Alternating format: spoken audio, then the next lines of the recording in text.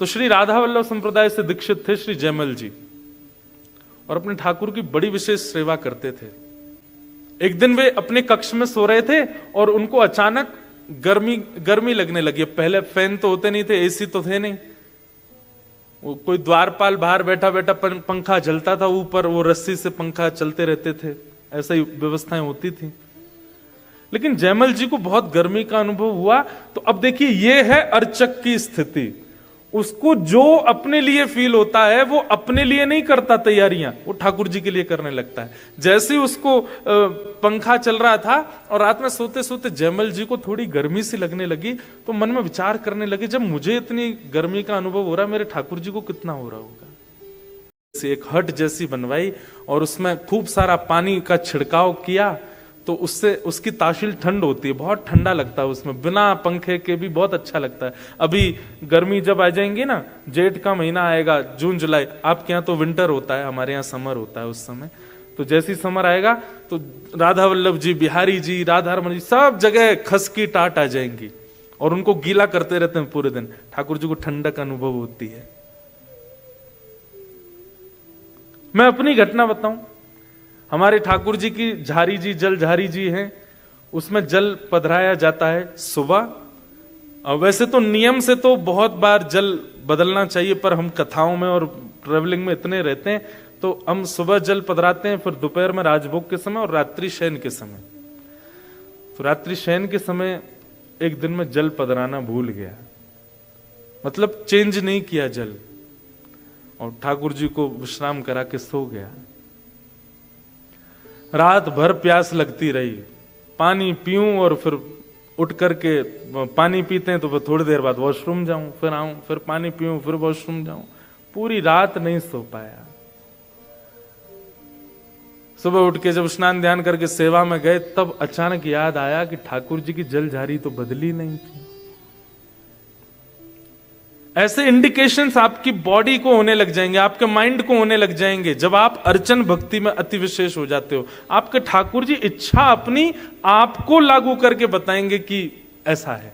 एक बार बद्रीनाथ में कथा थी, तो मैं अपने ठाकुर जी को कथा में बहुत कम लेके जाता हूं। तो वहां जो आयोजक थे वो बोले, महाराज जी आज कथा में ठाकुर जी को लाओ।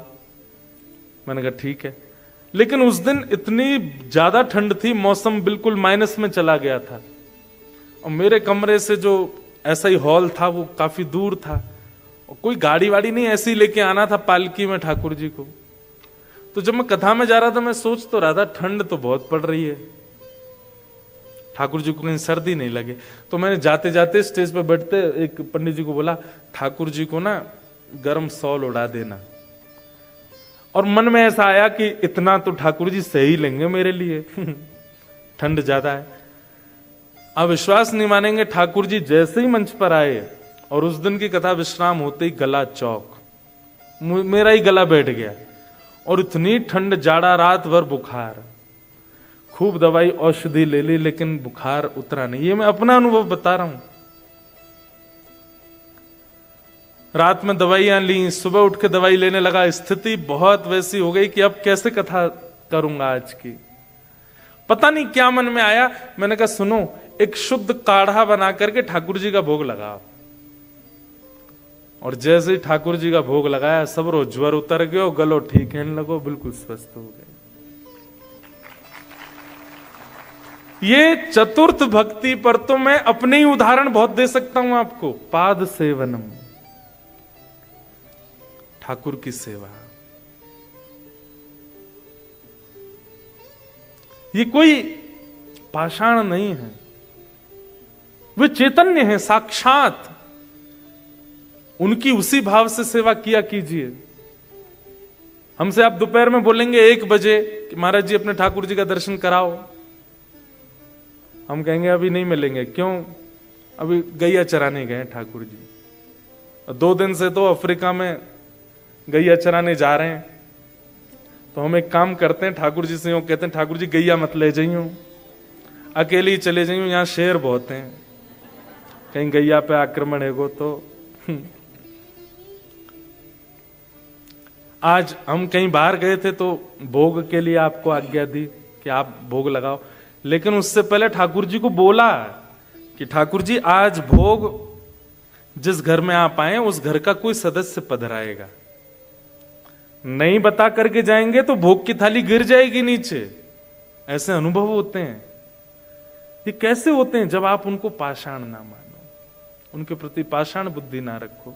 वो गेम खेल रहे हैं आपके साथ में, उस गेम में अपनी निपुणता करो, कथा सुनकर के अपने भावों से, अपने कीर्तन से, अपनी सेवा से ठाकुर जी के उस गेम में जिसमें वो स्टैचू बन करके खड़े हैं उनको सहज कर दो। ये हमारा उद्देश्य, हमारा लक्ष्य है। पाद सेवनम।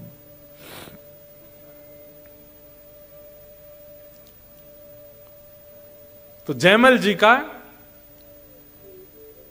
नित्य नियम था कि वो ठाकुर जी के आगे 3 घंटा बैठ करके सेवा करते थे, और सेवा करने के बाद में खूब भाव से ठाकुर जी को भजन कीर्तन और जो भी उनको अच्छा लगता था सुनाते थे।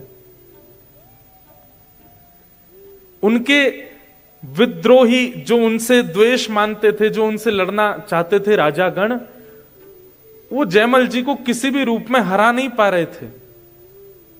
बहुत प्रतापी राजा थे। तभी किसी ने जाके बताया, बोले जयमल जी को हराने का एक ही उपाय है। बोले क्या? ये सुबह इतने बजे से इतने बजे के बीच में अपने ठाकुर की सेवा में होते हैं और उस समय ये कुछ नहीं करते। सख्त आदेश है पूरे राजभवन को कि इतनी देर, जितनी देर मैं सेवा में रहता हूं, मुझे कोई भी आकर के कुछ कहेगा नहीं। केवल राजमाता का अधिकार है मंदिर में आकर के वो मुझे कुछ संकेत कर सकती हैं, बाकी किसी का भी प्रवेश नहीं। अपनी पत्नी को भी नहीं आने देते थे। तो उनके जो शत्रु राजा थे उनको पता चल गया कि जयमल इतने से इतने बजे तक पूजा करते हैं। उन लोगों ने उसी समय आक्रमण किया उनके राज्य पर। राज्य पर आक्रमण हुआ, चारों तरफ से सेनाओं ने घेर लिया।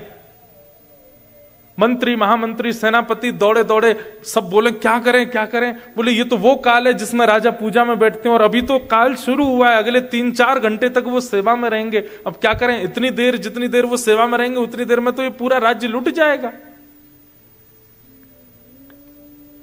दौड़े दौड़े मंत्री गए राजमाता के पास। मां, आप ही जयमल जी को कहो कुछ करें, वो सेवा में बैठे हैं ठाकुर जी की में। राजमाता को अधिकार था, लेकिन इतना भी नहीं था कि कुछ बहुत बड़ा निर्णय लेने के लिए वो मंदिर में जाकर के उनसे कहें कि कुछ करो। बड़े संकोच में धीमे धीमे चरण रखते हुए राजमाता मंदिर में गई। जयमल जी अपने ठाकुर जी को गोद में लेकर के सेवा कर रहे थे। अच्छा, एक और बात, यह भी एक स्वरूप है कि अगर आपके ठाकुर जी सेवा के बड़े हैं, थोड़े उनका भार ज्यादा है, तो खड़े खड़े उनकी सेवा हो। लेकिन अगर ठाकुर जी छोटे हैं, स्वरूप इतना ज्यादा भारी नहीं है ठाकुर जी का, तो एक सुंदर वस्त्र अपनी गोद में रख के वहीं लेटा के ही सेवा किया करो ठाकुर जी की।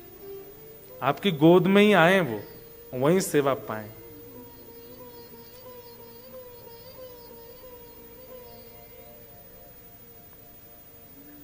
मुझे तो बहुत सारे चरित्र याद आ जाते हैं एक के बाद एक।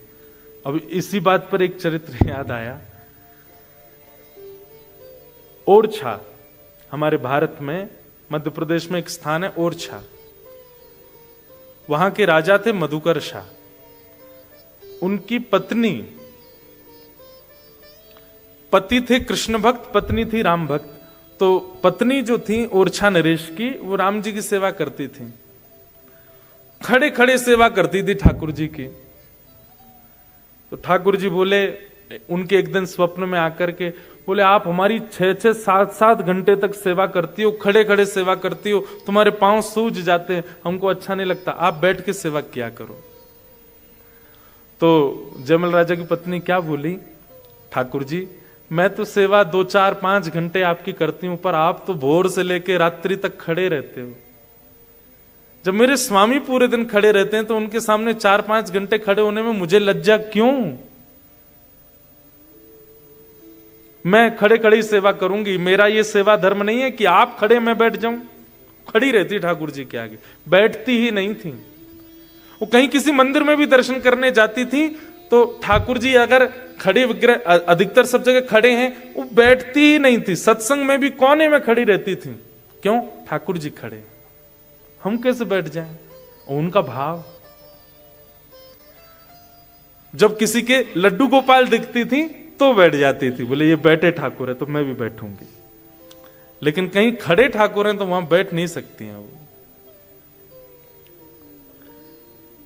रात में स्वप्न में ठाकुर जी ने आके कहा आप बैठ जाया करो, बोले नहीं मैं तो खड़ी रहूंगी, आप भी तो खड़े हो। ठाकुर जी इतना कह के अंतर ध्यान हो गए, स्वप्न पूर्ण हुआ, ब्रह्म मुहूर्त हुआ, स्नान ध्यान करके आप जैसी सेवा में गई, क्या देखा? आपके राम लला भी बैठ गए। और आज भी ओरछा में श्री ठाकुर जी बैठे हुए हैं, उनकी भक्ति के लिए बैठ गए। हमारे साथ ऐसी लीला क्यों नहीं करते ठाकुर जी? हम क्यों वर्षों से सेवा, लोग बाग अपने अपने घर ले जाते हैं, बताते हैं हम इतने वर्षों से सेवा कर रहे हैं, इतने वर्षों से सेवा कर रहे हैं, क्या परिवर्तन हुआ? पाद सेवनम। तो जयमल राजा की राजमाता ने आकर के बताया, बोले पुत्र जयमल, मुझे पता है तुम अभी सेवा में हो, अपने ठाकुर की अर्चना में लगे हो, पर एक बहुत बड़ा संकट राज्य पर आया है। और राज्य पर आए संकट के समय अगर राजा व्यस्त होगा तो राज्य का कैसे भला होगा? जयमल ने कहा, एक बात कही बस। बोले मां, इस भवन से बाहर दुनिया मुझे राजा मानती है, पर वास्तव में इस नगर के राजा ये हैं। और ये देख रहे हैं, दृष्टि है इनकी। मैं अपने नियम से पहले नहीं आऊंगा। आपके अंदर ये जड़ भाव इनके प्रति क्यों आया कि ये नहीं देखते हैं, केवल मैं देखता हूं। मैं अगर सेवा में लगाऊं तो इसका मतलब इतनी देर यही देख रहे हैं बाहर, इसलिए आप बिल्कुल चिंता ना करें, चले जाएं। अब राजमाता कहे, मैं क्या कहूं, बाहर सेनापति मंत्री आदि सब खड़े। बाहर जाकर के राजमाता ने कहा, कुछ नहीं, तुम लोग सब बैठे रहो। जयमल तो बोलता है कि उसके ठाकुर देख रहे हैं सब। यहां राज्य के सब लोग, माताएं बहनें अपने घरों में चली गईं, बच्चों को संभालने लगी, सब रोने लगे, चीखने लगे, अब हमारा कुछ नहीं होगा। राजा को कोसने लगे, हम कैसे राजा के सानिध्य में रहती हैं, राज्य पर आए संकट के समय और मंदिर के भीतर जाके बैठ गया है। ये पाद सेवनम की चर्चा चल रही है। ठाकुर जी ने मन में विचार किया, इसका इतना विश्वास है मेरे प्रति और मेरी सेवा इसका सर्वधन है, उसके आगे अगर राज्य भी लुट रहा हो तो इसको कोई दिक्कत नहीं है। आज इसकी रक्षा हम ही करते हैं। और ठाकुर जी ने एक दिव्य रूप धारण किया, एक राजा का वेश धारण किया, किरीट धारण करके, धनुष लेकर के, बाण लेकर के ठाकुर जी घुड़साल में गए और राजा का निज घोड़ा जो था उसी पर ठाकुर जी बैठ गए और घोड़े को लेकर के राजभवन के ऊपर गए और ऊपर जाकर के वहां से पूरी सेना को देखने लगे। सेना को दिख रहा है कि कोई खड़ा है ऊपर छत पर राजभवन के, और वहीं से एक चाबुक मार करके छलांग मारी, सीधे पहुंच गए रणभूमि में, अकेले, कोई भी नहीं साथ में, कोई और नहीं, ठाकुर जी गए। तस्कर से एक बाण भी नहीं निकाला और पूरी सेना को तबाह कर दिया। कैसे? अपने नेत्रों से, केवल अपनी मुस्कान से। सेना आती है लड़ने के लिए, धनुष बाण चढ़ा चढ़ा करके, तलवार उठा करके, और जैसे ही ठाकुर जी के पास पहुंचती है, ठाकुर जी उस सेना को देख करके हंस जाते हैं। जैसे ही हंसते हैं सारी सेना गिर जाती है, मोहित होकर के गिरने लगी। धीमे धीमे धीमे धीमे सारी सेना ऐसी पस्त होती रही। जो मुख्य प्रमुख राजा था उसके पास जैसे घोड़ा लेकर के पहुंचे, वो देखने लगा, बोले ये कैसा अकेला व्यक्ति पूरी सेना नष्ट करता आया है। उसके सन्मुख जाकर के ठाकुर जी ने अपनी भौएं थोड़ी सी हिलाई, अपने मुख की एक मधुर मुस्कान से कुछ, ठाकुर जी एक्सप्रेशन किंग हैं हमारे ठाकुर जी, ऐसे ऐसे एक्सप्रेशन बनाते हैं। हमारे चतुर्भुज दास जी कहते हैं, बंक चितय मुस्काए के सुंदर वदन दिखाए। ठाकुर जी बांके मुस्काते हैं, केवल आधा होठ ऊपर जाता है ठाकुर जी का, उतने में ही तो कल सबके प्राण हरण हो जाते हैं। गोपियां गोपी गीत में, वेणु गीत में क्या क्या नहीं कहती ठाकुर जी के रूप के लिए। अधरम मधुरम वदनम मधुरम हसितम मधुरम चलितम मधुरम। श्रीमद् वल्लभाचार्य जी द्वारा विरचित मधुराष्टकम। अधरम मधुरम वदनम मधुरम मधुराधिपते अखिलम मधुरम। जैसे किसी भी अत्यंत गुणवान व्यक्ति को आपके सामने खड़ा कर दिया जाए, उसमें भी एक दोष तो आप ढूंढ ही लोगे। वो एक होता है ना, रूप के कॉम्पिटिशन्स होते हैं कई सारे, स्वरूप के, उसमें बहनें भी भाग लेती हैं, भाई लोग भी लेते हैं। हमारे जैसे मिस्टर इंडिया होता है, मिस्टर वर्ल्ड होता है, ऐसे मिस यूनिवर्स और ये सब होते हैं ना। ले आओ पिछले 7 बार की बनी हुई सारी मिस यूनिवर्स और मिस्टर यूनिवर्स को ले आओ, उनमें भी दोष दिख जाएंगे आपको। जिनको पूरे यूनिवर्स का सबसे सुंदर व्यक्ति बताया गया, वो भी दोष युक्त दिख जाएंगे। लेकिन श्रीमद् वल्लभाचार्य जी कहते हैं कृष्ण में आप एक दोष भी नहीं देख पाओगे। दोष की क्रिया कौन कौन सी होती है? बोले वमितम मधुरम। अब वमित करते समय कोई मधुर कैसे लग सकता है? वमितम मधुरम मतलब मुख में पानी लेके उसको उगलना। बोले वो रूप भी अगर आपने कृष्ण का देख लिया तो पागल हो जाओगे, इतने सुंदर लगते हैं। चलते हैं मधुर, बैठते हैं मधुर, हंसते हैं मधुर, नाचते हैं मधुर, बोलते हैं मधुर, सब कुछ मधुर। इसीलिए कहा मधुराधिपते अखिलम मधुरम। बहुत सुंदर है। ठाकुर जी ने पूरी सेना को अपनी केवल रूप माधुरी से मोहित कर दिया। सब पस्त होकर के गिर पड़े। यहां जयमल की पूजा पूरी हुई। जयमल की पूजा पूरी हुई, तुरंत बाहर आए राजमाता। क्या हुआ? कुछ आक्रमण आदि? बोले नहीं, अभी तक तो नहीं हुआ है, लेकिन अब तुम देरी मत करो, जल्दी अपने कवच आदि पहनो, निकल जाओ युद्ध के लिए। पूरी सेना को आज्ञा कर दी, जाइए सब लोग तैयारी कीजिए, द्वार पर जाके खड़े हो जाइए। अब मेरी पूजा पूरी हो गई, अब तक तो ठाकुर जी रक्षा कर रहे थे, अब मैं जाऊंगा युद्ध के लिए, मेरा घोड़ा लेकर के आओ। महाराज वो घोड़ा हांफता हुआ आ रहा था। जयमल बोला इस पर कोई दौड़ के गया था क्या? नहीं महाराज, घुड़साल में ही खड़ा था। पांव देखे तो पांव में मिट्टियां लगी थी। बोले कोई तो गया। अब इतना सोचने का समय नहीं है, इस पर बैठो। जैसे ही बैठा, कस्तूरी की ऐसी अद्भुत सुगंध उस घोड़े में से आ रही है। उसको संकेत तो हो रहा था कुछ तो अलग है। जैसे ही उसने चाबुक खींची, द्वार खुला राज्य का। बाहर जाकर के देखा सारी सेना सो रही है। दूर दूर तक सारे सैनिक पड़े हुए, लेटे हुए हैं, कोई भी युद्ध के लिए नहीं खड़ा है। जयमल बोला ये क्या हुआ है? पूरी सेना देख करके आश्चर्यचकित बोले हमें नहीं पता महाराज। सबको देखा तो कोई मरा नहीं है, सब लोग पड़े हैं बस। हाँ हाँ, अपने हृदय पर रख करके, मानो जैसे किसी पीड़ा में कोई पीड़ित रोता है, ऐसे सब रो रहे हैं।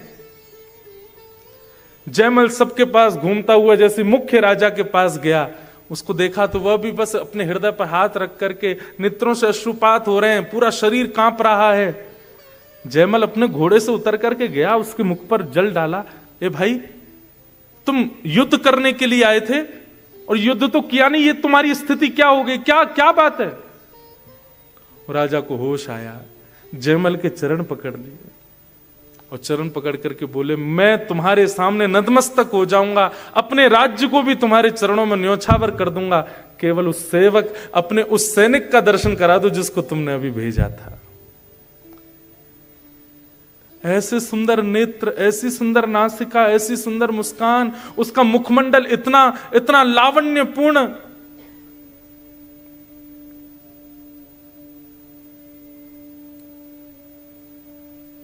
थोड़ी देर में जयमल राजा देखता है कि पूरी सेना रो रही है और राजा के आगे हाथ जोड़ करके भीख मांग रही है कि एक बार उस सैनिक का दर्शन करा दो जिसको तुमने भेजा था।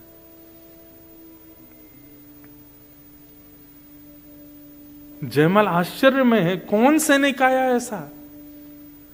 अपनी सेना से पूछा कोई गया था क्या बाहर? बोले हम में से तो कोई नहीं गया।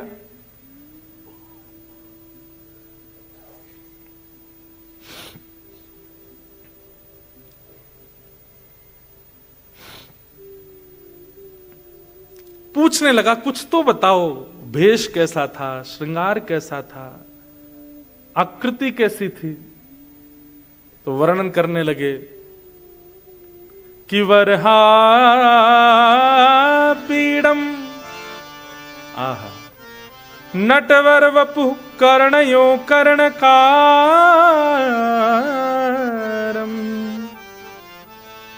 बोले सैनिक तो धनुष बाण लेकर के चलते हैं, पर उसके धनुष बाण तो तस्कर में ही रखे थे, धनुष लटका ही हुआ था।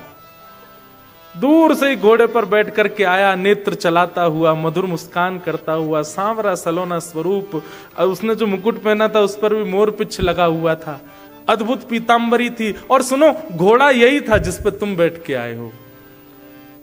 ये सुनते ही राजा को कस्तूरी की सुगंध, घोड़े का हांफना, उसके पैरों में मिट्टी लगी होना और इन लोगों की मनोदशा होना, ठाकुर जी जैसा सैनिक का स्वरूप बताना, कोई और संशय नहीं आया। दौड़ करके गया और अपने निज सेवा के ठाकुर जी को जाकर के जैसे ही देखा, सेवा के ठाकुर जी तो वैसे ही खड़े थे जैसी उसने सेवा करी थी, लेकिन पीछे जाकर के देखा तो तस्कर में बाण रखे हैं और धनुष भी रखा है।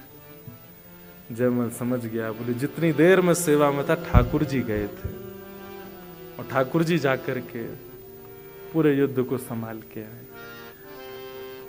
ये है पाद सेवन, आपकी अर्चन भक्ति। हम लोगों का कितना बड़ा सौभाग्य है कि ठाकुर वृंदावन से चल के, नाथद्वारा से चल के, जयपुर से चल के, जहां भी ठाकुर की विग्रह निर्माण होते हैं, हम सबके साथ चल के नैरोबी आ गए, अफ्रीका में आ गए, केनिया में आकर के हमारे घरों में बैठे हैं, और तब भी हम उनसे सचल का दर्शन नहीं कर पा रहे उनमें। ये कितना बड़ा दुर्भाग्य है हमारा। हमको फिर भी ठाकुर जी अभी भी पाषाणी बने हुए हैं।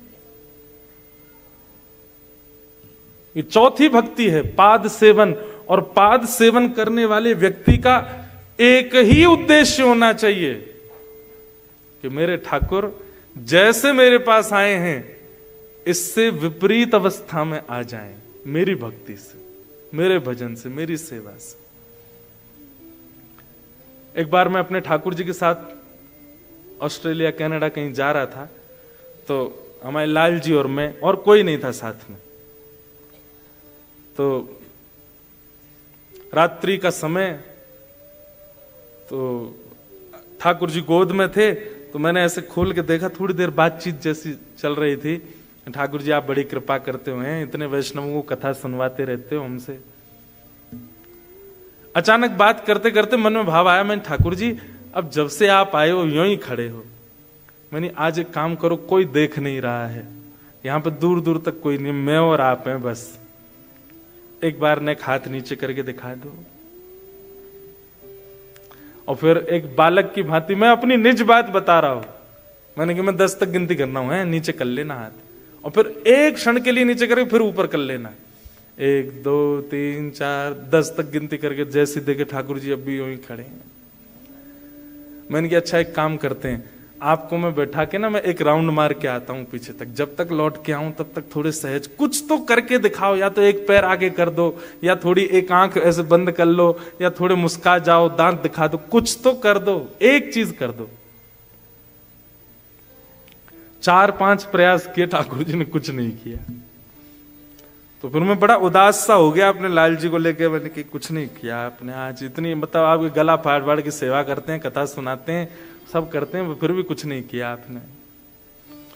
और फिर उसके बाद ना अचानक नेत्रबंद झपकी सी लगी, ठाकुर जी गोद में थे, और उस समय ऐसे एक अंतरंग भाव जैसा आया, एक क्षण के लिए ठाकुर जी मानो ऐसे बोले हूं, मैं हाथ तो नीचे कर दूंगा लेकिन तू कल कथा में सबन को बताए देगो। फिर तो मेरे ठाकुर जी ने हाथ नीचे किए, सब जगह जाके हल्ला मचाए देगो, या हमारे ना करूंगा। और वो बात बिल्कुल ऐसा लगा मानो ठाकुर जी बोल के गए हो कि मैं करवे को तो तैयार हूं, पर तू गा। और ये बात है, अगर हमारे लाल जी ने कुछ लीला करी तो मैं तो सुना ही दूंगा कथा में।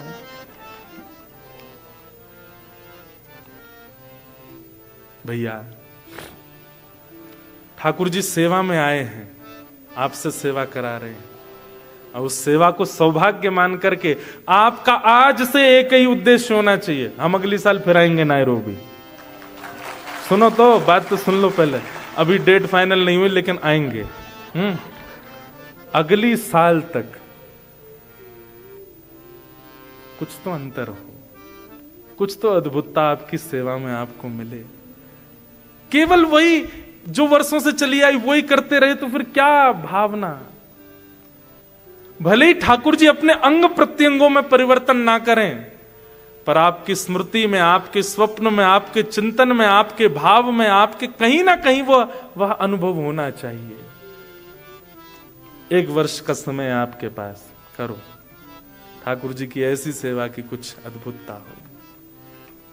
उसमें उद्देश्य एक ही रखिएगा। पहली बात, पाषाण मत मानिए। ठाकुर जी पाषाण नहीं है, वो साक्षात ठाकुर जी। हमारे ब्रज की एक कथा है, एक महात्मा गए और अपनी झोला रख के और यमुना स्नान करने लगे, तो 2 माताएं, ब्रज की माताएं, भोली भाली माताएं, भोले तो होते हैं। अच्छा, अर्चक सेवा में एक चीज और, आप जितने चतुर बन के सेवा करोगे उतनी सेवा में आपसे त्रुटियां होती रहेंगी।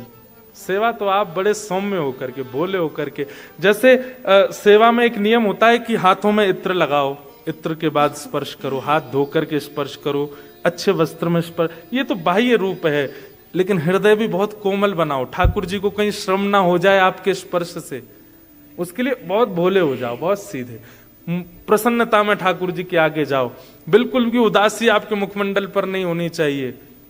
बहुत सेवा के बड़े नियम हैं, लेकिन ये मैं बताऊं वही पालन नहीं करने हैं। आप केवल ठाकुर जी को चैतन्य मान लीजिए, अपने आप आपके पास भाव आते जाएंगे और आप करते जाओगे। तो दोनों माताएं जा रही थी जल भर के, तो एक ने दूसरी से कही, हेरी तो पता है, देख महात्मा जमुना जी स्नान कर रो, जाको झोला यहीं रखो कोने पे। ब्रजभाषा समझ रहे हैं?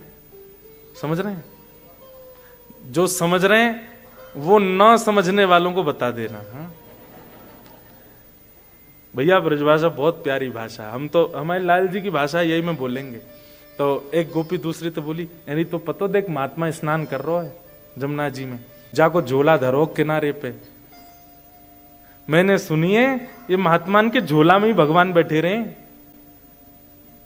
तो एक बोली, अरे सखी मो दर्शन करा दे। चल तो कराऊं दर्शन। महात्माओं को झोला में यही सब होता है, जैसे झोला खोल करके निकाली, करताल निकल आई, माला निकल आई, कुछ ग्रंथ निकल आए, कुछ भेंट दक्षिणा निकल आई। एक छोटा सा एक डिब्बा था, वो डिब्बा निकालो, जैसे डिब्बा खोलो तो वहां में ऐसे लड्डू गोपाल बैठे थे। तो पहली सखी ने खोली, देख देख दिख जे बैठे भगवान। तो दूसरी इतनी भोली, वो कहा बोली, अरे या बाबा निष्ठुर ने डब्बा में भगवान धर दिए, ठाकुर जी के हाथ पांव टेढ़े है गए और लड्डू गोपाल नहीं देख रहे। वो कह रही है ठाकुर जी के हाथ पांव टेढ़े है, डिब्बा में धरवे थे। सुन, ये ठाकुर जी बाहर निकाल, मुंह पे घी धरो, मैं इनकी मालिश करूं, हाथ पांव सीधे करूं। और वो मालिश निकाल के लड्डू गोपाल जी के पांव दबा रही है। ए बाबा, अरे बाबा जन कौन से नरक में जाएगो, ठाकुर जी के हाथ पांव टेढ़े कर दिए तेने। और ऐसे कर करके, अरे लाला सीधो है जा, अरे लाला सीधो, अरे गोपाल सीधो है जा। उस सहज सी, अनपढ़ सी, गवार सी उस गोपी के जरा से घी के लेपन से लड्डू गोपाल के हाथ पांव सीधे हो गए। और सीधे जैसे ही भय दोनों, अरे देख कैसा सुंदर है, सीधा है गो ठाकुर, जय हो, ले तू प्रणाम कर ले। इतने में बाबा निकल गए, क्या कर रही हो? तो तुरंत ठाकुर जी यथावत रख के और डिब्बा डिब्बा बंद करके भागी। महात्मा दौड़े दौड़े आए तो देखा सब सामग्री बाहर पड़ी है, डिब्बा आधा सा खुला रखा है, बंद नहीं हो रहा था क्योंकि ठाकुर जी सीधे हो गए। महात्मा ने सब सामग्री रखी, ठाकुर जी को डिब्बा उठा करके जैसे ही खोल के देखा तो ठाकुर जी सीधे खड़े। ये देख करके वो महात्मा आश्चर्यचकित हो गए, ये कैसे हो सकता है? मैं 40 वर्षों से लड्डू गोपाल की सेवा कर रहा हूं, ये हाथ पांव सीधे कैसे हो गए इनके? दूर खड़ी थी दोनों, नतमस्तक हो गए, प्रणाम किया उनको जाकर के। 40 वर्षों से अप्रश्न सेवा, महंगे से महंगे इत्र लगा करके, चंदन घिस करके, वेद मंत्र सुना के, पाठ सुना करके, कथाएं सुना करके, यमुना गंगा जल सब में स्नान कराया, ठाकुर जी ने कभी अनुभव नहीं कराया। तुमने ऐसा क्या किया कि ठाकुर जी सीधे है गए? वो सीधे है गए मतलब, बाबा तू बड़ा निष्ठुर है, तेने वह डिब्बा में धर दिए ठाकुर जी, तो हमें तो लगी डिब्बा के कारण ठाकुर जी ने हाथ पांव में ऐसे कर लिए अपने, हमने घी लगाया और ठाकुर जी सीधे है गए। तो पाद सेवन में पहली वस्तु क्या चाहिए? अपने ठाकुर के प्रति जड़ भाव नहीं। और दूसरा क्या चाहिए? तन की शुद्धता, वस्त्रों की शुद्धता, हाथों की शुद्धता, ये तो है ही, पर मन की, और मन की शुद्धता केवल एक है, जितने सीधे, जितने भोले, जितने सहज, उतनी अच्छी सेवा ठाकुर जी की। आप जितने चतुर बन के सेवा करेंगे, सेवा आपसे नहीं होगी। मीराबाई कहती हैं,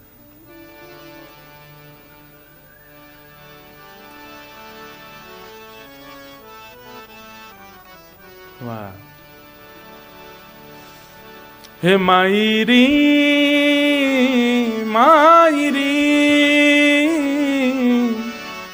मायरी, मैंने लियोरी गोविंदा मोल रे, मैंने लियोरी गोविंदा मोल रे, मैंने लियोरी गोविंदा मोल रे, मैंने लियोरी गोविंदा मोल रे, मैंने लियोरी गोविंदा मोल। गाइए, मायरी मायरी, ओ मायरी मायरी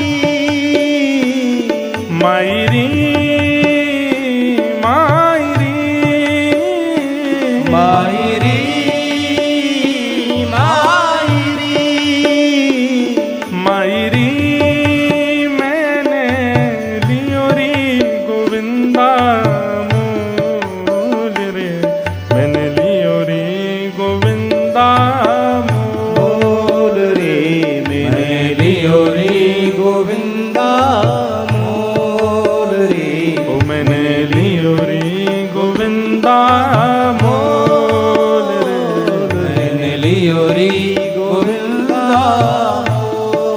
और कोई कहे सस्तो, कोई कहे महंगो, कोई कहे सस्तो, कोई कहे महंगो, कोई कहे सस्तो, कोई कहे महंगो, कोई कहे सस्तो, कोई कहे महंगो, ए कोई कहे सस्तो, कोई कहे महंगो, कोई कहे सस्तो, कोई कहे महंगो, हाँ कोई कहे सस्तो, कोई कहे महंगो, कोई कहे सस्तो, कोई कहे महंगो। मायरी मायरी, ओ मायरी मायरी। ये उत्तर याद रखिएगा। कोई आपके ठाकुर जी को पूछ के गए कहां से लिए, कितने के लिए, कैसे लिए, ये याद रखो। ओ मायरी, ये तो आवत प्रेम के मोल रे, ये तो आवत प्रेम के मोल रे, ओ मैंने लियोरी गोविंदा मोल रे, मैंने लियोरी गोविंदा मोल रे, ओ मैंने लियोरी गोविंदा मोल रे। मैंने लियोरी गोविंदा मोल। श्री वृंदावन बिहारी लाल की। करताल बजा के गाओ। कीर्तन में ताली नहीं बजाएंगे तो अगले जन्म क्या होगा पता है ना सबको। ये हमारे बजा के गाओ। श्री राधा रमण लाल की।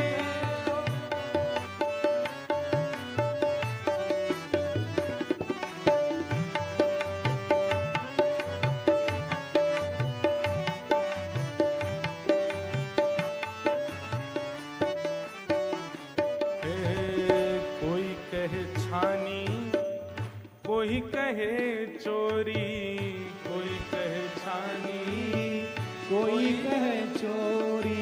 मीराबाई से कह रहे हैं तुमने किसी से छीना है क्या इनको? कोई कह रहा है तुम इनको चोरी करके लाई हो क्या? ओ कोई कहे छानी, कोई कहे चोरी, कोई कहे छानी, कोई कहे चोरी। कोई कहे छानी, कोई कहे चोरी, कोई कहे छानी, कोई कहे चोरी। मैंने एक बात कही थी ना कि भाई प्रेम जब दिया जाता है तो आप नोक झोंक कर सकते हो, आप लड़ सकते हो, आप डांट सकते हो, आप क्रोध में कुछ भी बोल सकते हो। मीराबाई कह रहे हैं जब ते जे आयो है मेरे पास तब ते कोई कचुके, कोई के कारो, कोई के गोरो, कोई के हल्को, कोई के पत्रो, कोई के भारी, कोई के छानी, कोई के चोरी। मीराबाई कह रही है अरे भैया मैंने लियोरी बजंता ढोल रे, मैंने लियोरी बजंता ढोल रे।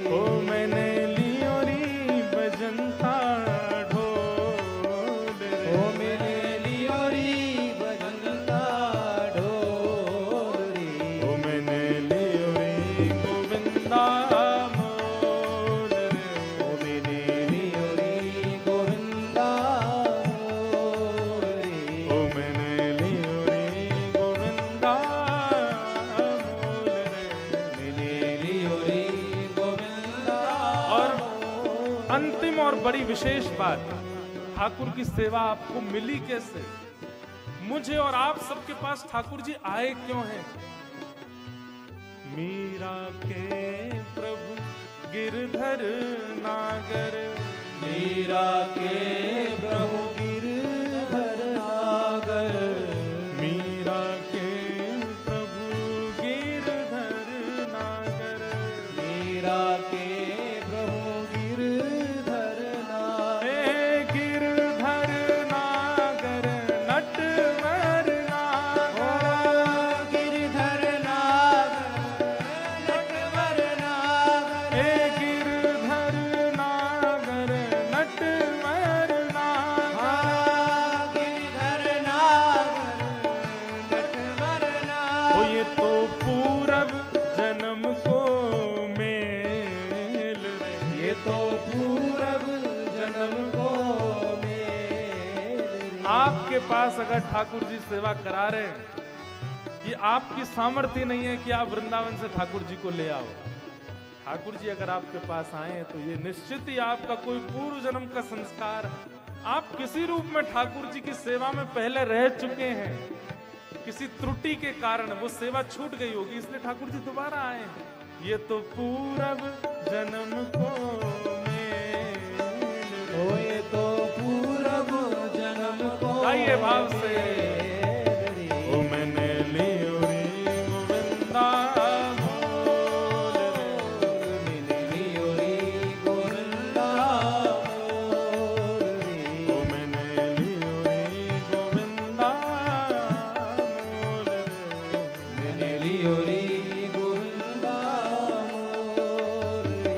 हे गोविंद मेरो है, गोपाल मेरो है, गोविंद मेरो है, गोपाल मेरो है। हे गोविंद मेरो है, गोपाल मेरो है। गोविंद मेरो है, गोपाल मेरो है। राधा रमण बिहारी नंद लाल मेरो है। राधा रमण बिहारी नंद लाल मेरो है। हे प्यारों गिरिवर धारी गोपाल मेरो है। प्यारा गिरिवर धारी गोपाल मेरो है। हे गोविंद मेरो है, गोपाल मेरो है। हे गोविंद मेरो है, गोपाल मेरो है। हे गोविंद मेरो है, गोपाल मेरो है। गोविंद मेरो है, गोपाल मेरो है। हे गोविंद मेरो है, गोपाल